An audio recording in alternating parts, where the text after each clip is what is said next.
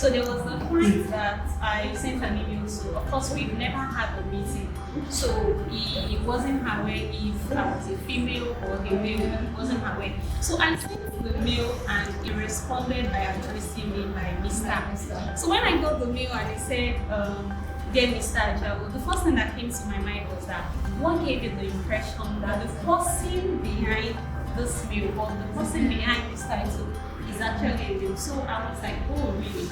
Then the one that I called of recently was last week. There is a vendor where we were trying to resolve an issue. So we've been having back and forth. I sent an email last week, but I had a meeting, so I was able to follow up with your phone call. So I told one of my team members to assist me to reach out because I was in a meeting. So he called. The person that reached out to the vendor is a team lead. So he called and they had a discussion, but because I was in a meeting, he couldn't provide an notice to me properly. So he left a message for me. After my meeting, I went through the message he left for me and I followed up with my team member. The next day I was available, so of course I don't need to send an email. I've already established a relationship, basic culture. And when I called him, the first thing he told me was, hello, I don't speak to your dad, I've spoken to your dad. And I'm like, wow, seriously, you know? Stereotypes do exist. I've been a victim of stereotype before, and it's not just once. And I think one of the most striking example for me is when I was doing my youth service, and I served in the East. I won't mention the name of the state. So I remember that day I entered into the vehicle and I sat down at the front, and they did not really know that I was a lady. So they just, allowed me sit at the front. And I remembered when the bus was almost complete and the guy looked at me and said, "What are you doing here?" And I said, "Please, you have to go to the back, that somebody's already here." At first I was like, when I came in, nobody was here. And they are telling me that somebody's already here. And he was like, "Yes, somebody's already here." And I'm like, "Why am I coming down from the bus?" He said, "You have to come down from the bus." I'm like, "Why?" So it was already causing an argument. And after some time, I got down from the vehicle. And because of, I can't enter that vehicle again, I stood and waited for the next one to be filled. And I noticed that when I was waiting, no lady ever sat down at the front. Wow. It was just a man that sat down at the front. So they only allow, they don't see women like they are worth sitting at the front. So it was just a man that sat at the front. So I was like, interesting. And since then, I've always made up my mind that never again will someone make me feel less than I am. Another thing that I've observed is that as a woman, if you try to speak in a direct style, maybe you're trying to be assertive or confident, you're being seen as being bossy. But as a man, the reverse is the case. You're being confident and you're doing your job. Don't ask people to question that. If it were to be a man that gave this kind of feedback or this kind of response, would you have the same reaction? And guess what the response is? Will be, or has always been. Nobody saying anything. Exactly.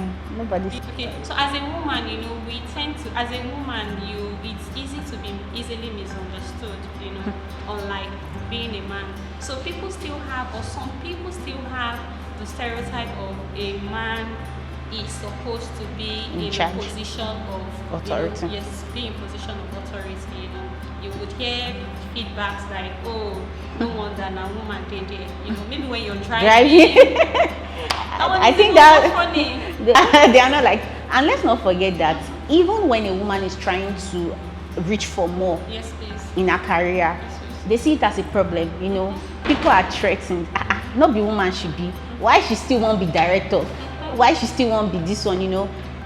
Stuff like that happen every day, and they're like, even when a woman attains that full position and she's there, they're like, she's not there by, people don't want to believe that a woman can do something 100%.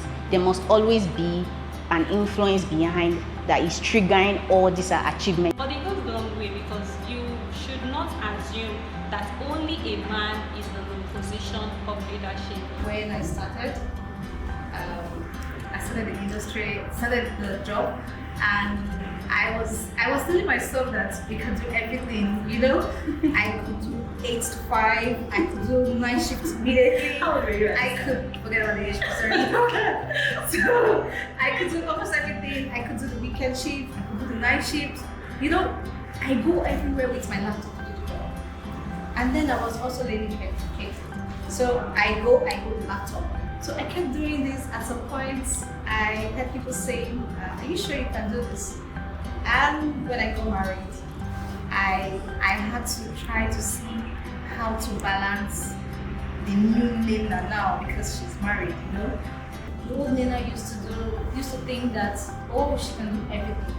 But that doesn't mean I can do what I used to do. But it's just that I will need to balance my life outside work and also come to the office and still trying to balance. So I see a lot of people that comes to meet me to say, oh, I'm having challenges.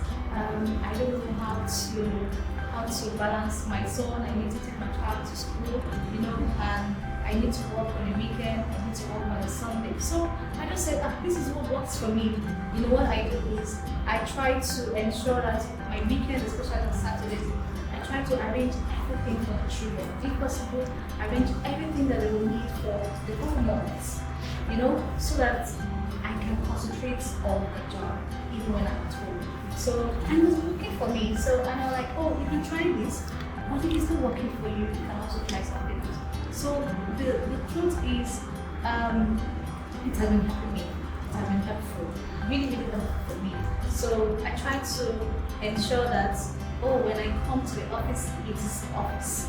And when I close after 5 o'clock going at home, I know, okay, yes, this is not really office. But that doesn't mean that I won't do those things I used to do. You understand? As in, I won't check my mail or there. But the way I check them is different from when I was in the office. When I started working as an accountant, it was difficult, you know, to strike a balance between work and my profession because I need to go to work from Mondays to Friday. Even on Saturdays, we go to work. So we do a kind of shift whereby you go to Saturday, you go the following Saturday. And on Saturdays and Sundays, I have to go for lectures. So it's like Monday to Sunday is already planned, so there's no time to do other things. So with prioritization skills, I was able to, you know, strike a balance between my career and having to study for. Advice I would be giving is that is to try to develop your soft skills. You know, soft skills are intrinsic to your person as opposed to the skills that you develop on the job. So soft skills are important because it helps you on how you interact with people.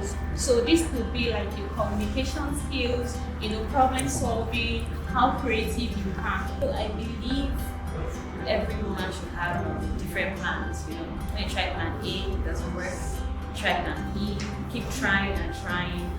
I believe when there's life, there's hope, and we don't stop trying no matter what. You don't give up. Keep trying and trying until you find that work balance between home and work. You need to change, you need to accept new technology, and you need to keep telling yourself that you can do this. And also, patience and perseverance is really, really important because like I mentioned, being an accountant, you know you really want this because you don't want to have opportunities, and because you don't have a particular qualification, you will be put aside or you won't be able to do that. So I knew I had to do that as a man, and with determination. So the main thing is just dedicated. Be ready for change. Know what you want, and don't allow anybody to say otherwise to you because you need your mind and know what you want to do. You just have to focus. You should not focus on the fact that, oh, they'll ask, why is a woman doing this? Don't focus on the fact that there is stereotype. Rather, focus on the fact that you as a person, what can I do to shatter the glass ceiling, you know, and achieve my own goal and success. So that's it. I feel everything is about self-belief, believing in yourself. Any industry you find yourself in, for example, when they travel, and yes, so knowing that you have to garner some skills, you have to be well versatile, you have to be intelligent, you have to be smart, you have to prove to yourself. You don't have to prove to other people, you have to prove to yourself by, you know, working on yourself and telling yourself that you deserve this because you've worked for it. So nobody should ever make you feel less of yourself. So Yes. self-confidence is everything.